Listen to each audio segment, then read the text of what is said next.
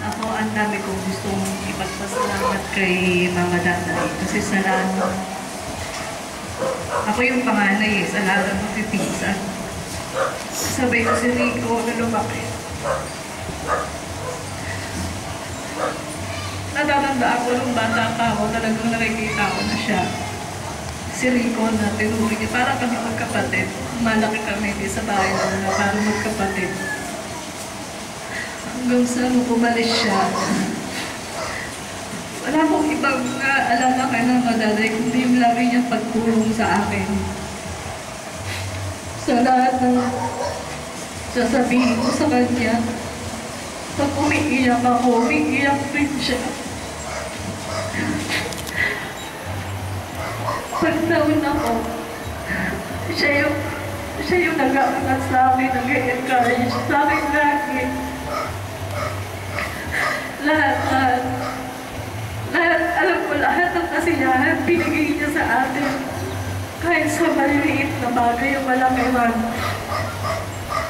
Sabi ko nga, kasi nung nakapag-abroad ako, nakita ko yung uniqueness ng family natin eh. Sabi ko, swerte naman namin kasi nakikita ko mga kasama ko sa abroad. Nagpapadala sila sa anak lang nila, sa ano. Pero sabi ko, ang swerte namin pala na kakaiba kami kasi si Mama Daday, si Mama Pero, kung nagpadala, hindi lang sa anak niya, hindi lang kalina, kundi sa atin lahat. Extended pa rin nga hanggang sa anak ko. Naisip ko, kasi na nag-abroad din ako, sabi ko, so kaya nila may bubuhay yung mga lahat na binibigay nila sa atin. Hindi nila tayo kailangan pinagsawaan. Ngayon, na ako, 30 plus na ako. Lahat pa siguro bumuhay siya hanggang ngayon, gagawin niya pa rin yun. Kahit naalala ko nung nagdibu ako, siya yung nag-effort na maganap yung tipo ko. Kasi since lalaki kasi yung anak niya, ako talaga yung tinuring niyang anak ng babae. Basta lahat ng ikasisi niya at lahat ako kasi gusto niya lagi engrande, lahat gagawin niya, lahat ng pakakaya niya.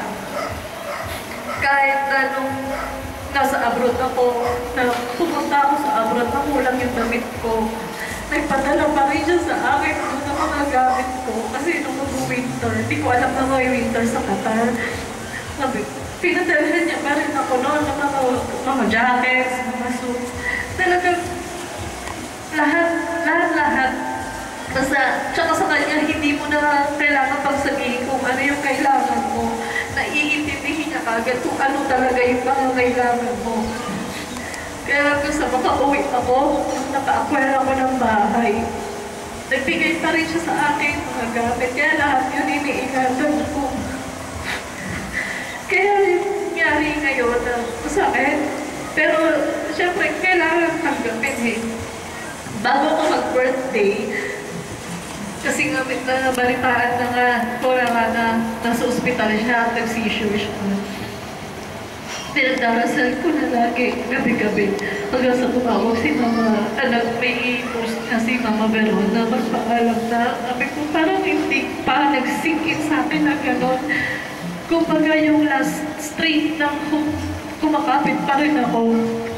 Sabi ko ng 24th, sabi ko, hindi ako mag-celebrate ng birthday ko. Alay ko na lang kay Mama Daday para sa buong araw ng pagdarasal. Basta parang yung birthday ko, may something na nararamdaman ako. Hindi ko alam kung good or ano. So, noong 23rd, nagpa-pray over ako. Tapos, nung nag-preach siya sa amin yung pastor, sabi niya, parang doon ako na-enlighten na kung ano man, kahit anong gawin natin, at kung ano man yung pagkakaloob ng Diyos, pagpasalamat natin. Tapos yun nga, hiniling natin na, Lord, kung gusto nyo nang kunin si Mama Daday, thy will be done. Kung hindi man, hinuhugot namin sila sa inyo para makasama pa namin. So, ganun yung naging tema nung fellowship namin. So, sabi ko after nun, sabi ko, I know kinabukasan, may news. Hindi ko inisip na ba, sabi ko news. So, when I heard that, pagpasa ko ng umaga for 5 o'clock, nabasa ko sa Viber na nagpaalam na nga daw. Naisip ko pa, ano nagpaalam? Gano'n, hindi pa umang sa akin na wala na. Pero pagkapasok sa isip ko na, sabi ko na lang, salamat po. Kasi, kumbaga, hindi nyo na siya hindi niya na pinatagal yung paghihirap niya. Kasi nakikita ko sa mga picture ko, parang hindi ko na kayang makita. Naghirap siya. Siguro, nasa na lang tayo, buti na lang kita. Nandun siya. Kahit na picture na nakikita natin, talaga ang hirap. Kaya sabi ko, Lord, salamat po. Kasi alam ko, mahal ninyo siya. At hindi nyo na hinayaan maghirap pa siya.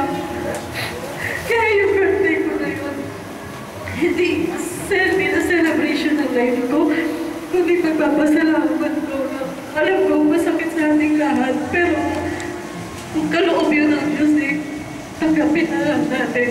Nakakalungkot na ilang agabi ako umiiyak, lalo pag naaalala ko, lahat ng mga ginawa niya, mga nagawa niya sa akin. Hindi ko nga rin naisip kung paano niya tayo lahat nabigyan, paano niya lahat tayo nagawang mahalin sa dami natin. Pero, sabi ko, ilang taon na rin sila mga tatay ko, pero hindi ko naramdaman nagsawa siya sa amin. Si mama tatay mula nung bata ako, isang beses lang siya nagaling sa amin. Isang beses lang. Pero ang nun, wala na, okay na ulit kami. Pero nakakalungkot ka na kala ko makakauwi pa siya dito. Kasi nung nag-isakit siya, sabi niya, uuwi ako, lalaban ako. Sabi niya, lalabanan ko to. Uuwi ako, gusto mo pa kayo makasama. Pero siguro, syempre, kahit na nakita naman na, alam ko na lumaban talaga siya eh. Alam ko dahil sa kagustuhan niya talagang makasama pa tayong lahat dito. Kaya talagang yun na yung yun na yung God's will. Kaya nagpapasalamat ako mula sa akin hanggang sa mga anak ko na si mama datay sa lahat ng mga nangyari sa akin. Never siya nag-negative sa akin. Kaya salamat sa iyo, mama tatay.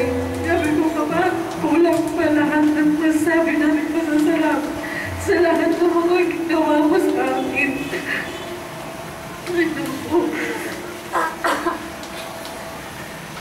Ipapakita ko lang sa inyo yung last message ni Mama Dagay.